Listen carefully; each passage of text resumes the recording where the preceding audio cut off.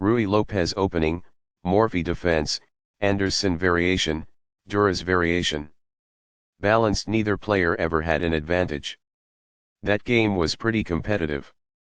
Both players had an amazing opening. That was a well-fought middle game that black got the better of. Sharp games are frequently the result of starting with the king's pawn, since it dominates the center and frees up the bishop and queen on the light squares. A typical answer is e5, which builds a position in the middle, controls d4, and frees up the queen and bishop on the dark square. The move nf3 advances the knight toward the center, engages the e5 piece in combat, and sets up a castle.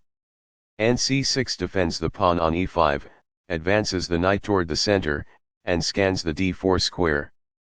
The Ruy Lopez opening develops the bishop to immediately attack the knight on c6, the lone defender of the e5 pawn. a6 forces the bishop must choose between exchanging and withdrawing. ba4 safely retreats the bishop while keeping pressure on the knight. nf6 attacks the undefended e4 pawn and develops the knight at the same time. d3 protects the e4 pawn and allows the dark squared bishop to develop. The e5 pawn is supported by d6 and the bishop on light squares can advance. c4 gains space in the center, stops black's b5 pawn push and controls the d5 square. This develops a knight from its starting square, activating it.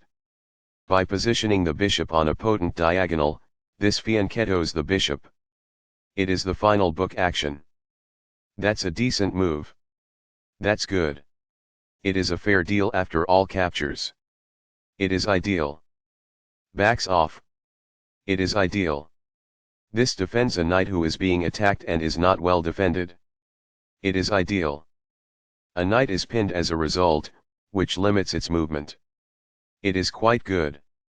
Castling gets the king to a safer square, out of the center of the board, while also developing a rook. Castling kingside tends to be safer because the king is further from the center. This threatens to win a pawn. It is best. This keeps the material balance in check with good commerce. It is ideal. It is a fair deal after all captures. It is quite good. Making the adversary double their pawns makes it easier to establish flaws. It is ideal. Backs off. It is ideal. Not the finest, this. It is incorrect. This strikes the opponent's bishop. It is quite good. The bishop is now in a secure position. That's good. This connects the rooks, which helps them coordinate together in the future. This threatens to kick a bishop. It is excellent.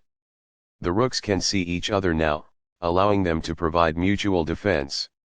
This threatens to reveal an attack on a pawn. This prevents the opponent from being able to kick a bishop. It is best. What I would have advised is that.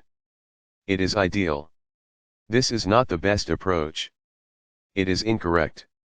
A rook enters the action after developing outside of its starting square as a result. That is good. The pawn is now adequately defended. It is good.